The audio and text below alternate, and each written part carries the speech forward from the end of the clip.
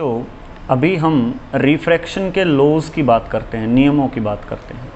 तो दो नियम हैं। पहला लॉ देखते हैं क्या है। फर्स्ट लॉ ये कहता है द इंसिडेंट रे यानी ये वाली, रिफ्रैक्टेड रे यानी आफ्टर रिफ्रैक्शन जो गई थी, एंड नॉर्मल, और जो ये नॉर्मल है NON डैश, जो ये सीधी लाइन देख रहे हैं आप, all lie in the same plane, ये सब एक ही प्लेन में लाई करेंगे। ठीक है, तो ये आपकी इंसिडेंट रे है, ये आपकी रिफ्रैक्टेड रे है जो रिफ्रैक्शन के बाद गई, ये आपका फर्स्ट मीडियम है जो कि रेयरर है, और ये आपका सेकंड मीडियम है जो कि डेंसर है। जैसे कि मैंने कहा था, रेयरर मीडियम आप एयर ले सकते हो, डेंसर पानी ले सकते हो। तो इस पॉइंट के ऊपर देखिए, अगर मैं इसको कहूँ कि XY ये एक इंटरफेस है, इस इंटरफेस पर इस पॉइंट पर देखिए, इसी पॉइंट पर आपकी रिफ्रैक्टेड रे भी है, इसी पॉइंट पर आपकी इंसिडेंट रे भी है, और इसी पॉइंट पे आपका नॉर्मल भी है। तो इस पॉइंट पर, इंटरफेस के इस पॉइंट पर, ये सभी एक ही प्लेन में हैं। इसको आप ऐसे समझ सकते हो, प्लेन हमने मैथमेटिक्स में 9th क्लास में स्टडी किया था कि एक सरफेस को हम प्लेन कहते हैं। तो इसका मतलब ये हुआ कि किसी भी एक सरफेस पर, एक ही सरफेस पर आप इन चीज़ों को देख सकते हो। रिफ्रैक्टेड रे भी देख सकते हो, इंसिडेंट रे भी देख सकते हो, और नॉर्मल तो होता ही है। ठीक है, तो ये सभी एक ही सरफेस पे रहेंगे। ये फर्स्ट पॉइंट है। ठीक है, तो ये एंगल ऑफ इंसिडेंस हो जाएगा और ये एंगल ऑफ रिफ्रैक्शन हो जाएगा। सेकंड लॉ क्या कहता है? देखिए, सेकंड लॉ बड़ा इंपॉर्टेंट है। सेकंड लॉ ये कहता है कि जो रेशियो होती है, ये जो एंगल है, जो हमने बात की थी कि रिफ्लेक्शन के जैसा रिफ्रैक्शन में नहीं होता, ये जो एंगल है I, एंगल ऑफ इंसिडेंस, और ये जो एंगल ऑफ रिफ्रैक्शन है, ये दोनों इक्वल नहीं है। तो फिर इन एंगल्स का भी तो आपस में कोई रिलेशन होना चाहिए। तो वो रिलेशन क्या है? वो रिलेशन ये है कि sine of angle of incidence की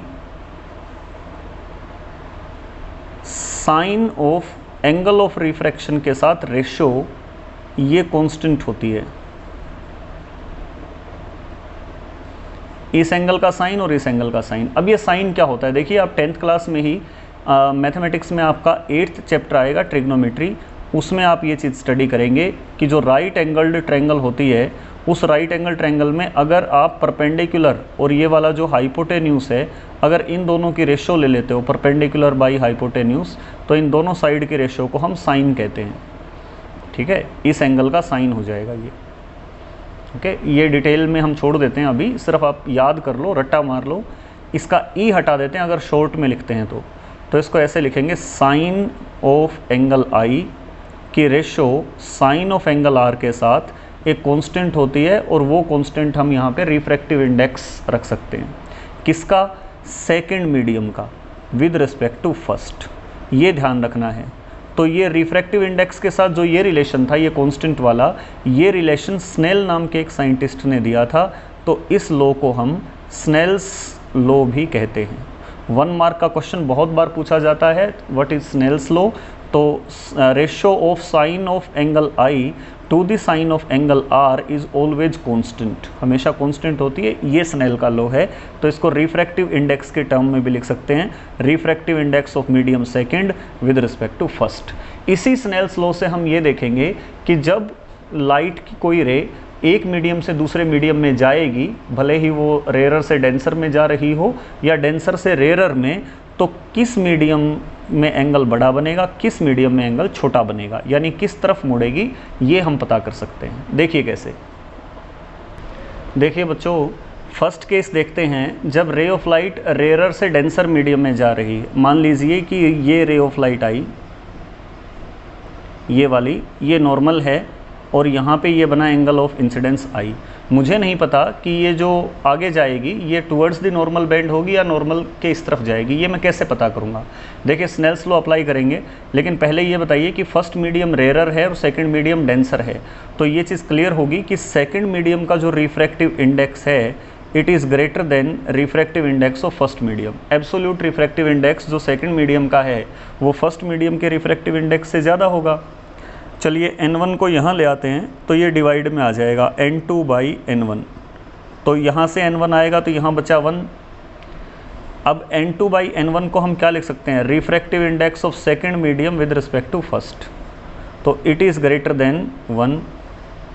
ठीक है, अब n/1 स्नेल्स लॉ क्या कहता है कि ये रिफ्रैक्टिव इंडेक्स किसके इक्वल है, साइन आई की रेशो किसके साथ, साइन आर के साथ, तो इट इज़ ग्रेटर देन 1। और यहाँ से अगर मैं लिखूँ तो साइन आई, साइन आर को इधर ले जाते हैं, is greater than sine r, और ये एंगल क्योंकि छोटे होते हैं इसलिए दोनों साइन हम हटा सकते हैं, तो हम कहेंगे I is greater then are, मतलब एंगल आई आपका बड़ा बनेगा और आर छोटा बनेगा। तो ये आई बड़ा है, अगर आप इसको ऐसे ले जाओगे तो ये सेम रहेंगे, इसको छोटा बनाना है तो टुवर्ड्स द नॉर्मल आपको बेंड इसको करना ही पड़ेगा। तो यहाँ से ये क्लियर हो गया कि रेयरर से जब डेंसर मीडियम में रे ऑफ लाइट जाती है तो it bends towards the normal. यहाँ ये लाइन लिख भी सकते हो कि bends, ray bends towards the normal. Alright, अब सेकंड केस देखते हैं। देखिए बच्चों, सेकंड केस क्या है कि जब रे ऑफ लाइट डेंसर से रेयरर मीडियम में जा रही है, तो फर्स्ट मीडियम आप देख सकते हो डेंसर है जैसे कि वाटर, सेकंड मीडियम रेयरर है जैसे कि एयर, तो क्या होगा, तो जाहिर सी बात है कि फर्स्ट मीडियम का जो यहाँ पे रिफ्रैक्टिव इंडेक्स है वो सेकंड वाले से ज़्यादा होगा। यानी आप ये कह सकते हो कि सेकंड का जो रिफ्रैक्टिव इंडेक्स है वो फर्स्ट वाले से कम होगा। तो n1 को अगर मैं इस तरफ ले आता हूँ तो n2 divided by n1 is less than 1। n2 by n1 को आप n21 लिख सकते हैं कि नहीं, refractive index of second medium with respect to first, तो इट इज़ लेस देन 1। और n21 स्नेल्स लॉ से हम इसको क्या कह सकते हैं, रिफ्रैक्टिव इंडेक्स को sine I divided by sine r, तो इट इज़ लेस देन 1। और यहाँ से अगर साइन आई रखेंगे तो साइन आर इधर मल्टीप्लाई में चला जाएगा, तो और साइन अगर दोनों तरफ से हटा देंगे तो हम कहेंगे I is less then are. तो ये एंगल आई छोटा बनेगा और आर बड़ा बनेगा। आर अगर बड़ा बनेगा तो कैसे बन सकता है आर बड़ा, जब रिफ्रैक्टेड रे away from the normal bend हो जाए। तो अगर ये away from the normal bend हो जाएगी तो ये आर बड़ा बन जाएगा। तो इसका मतलब यहाँ पे हमने कंक्लूज़न क्या निकाला कि रे बेंड्स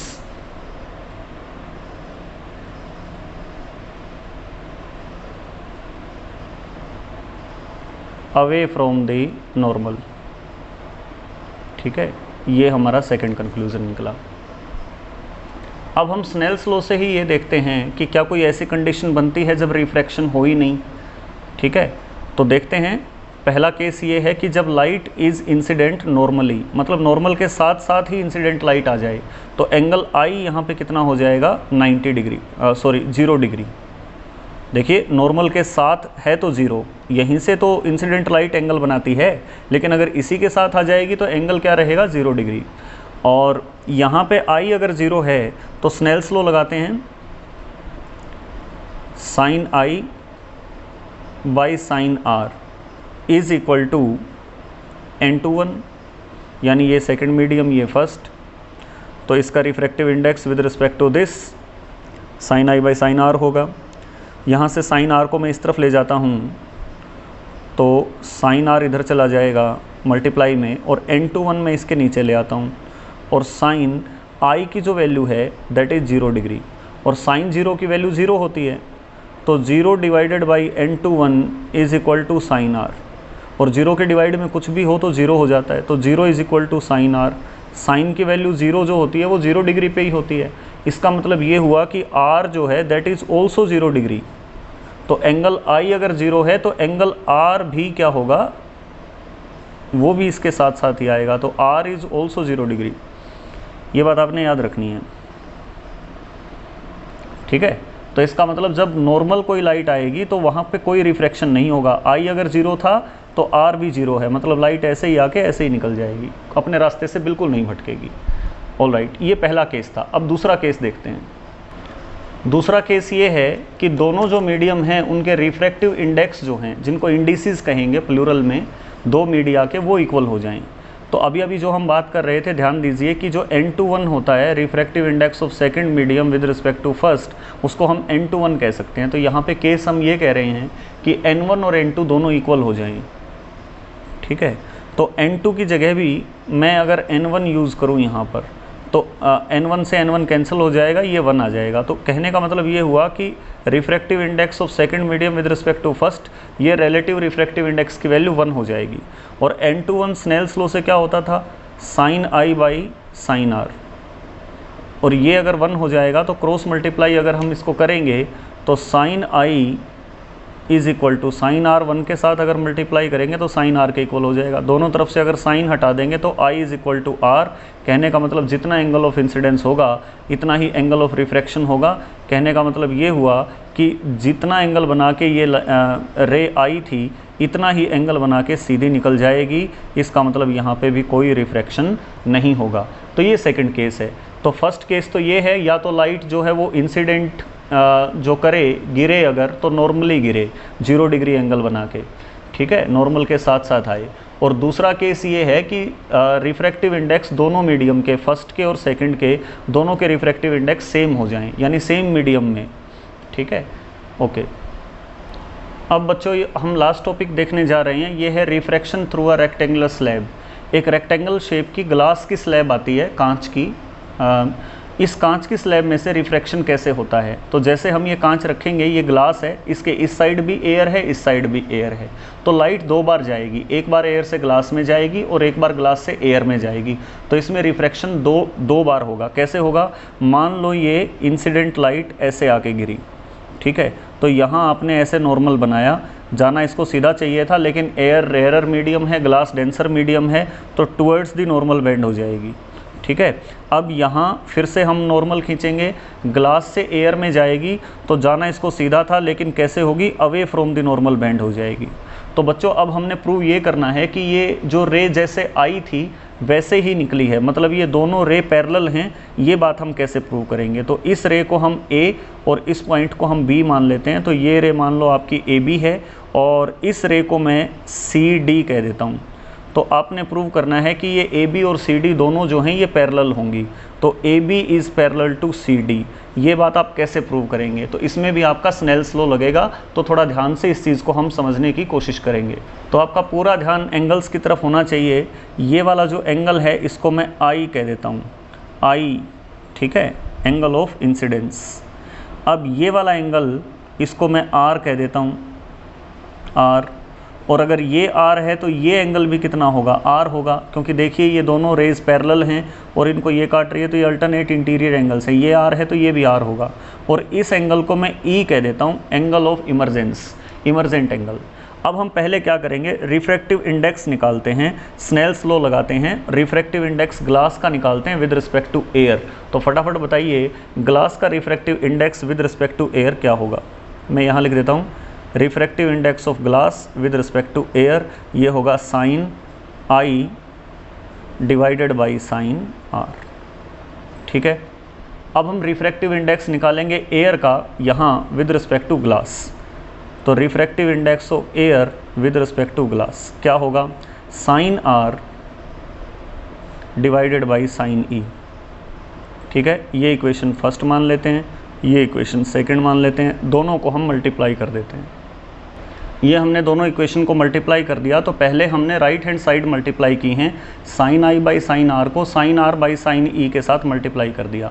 फिर हमने लेफ्ट हैंड साइड मल्टीप्लाई की, एन जी ए को एन ए जी के साथ मल्टीप्लाई कर दिया।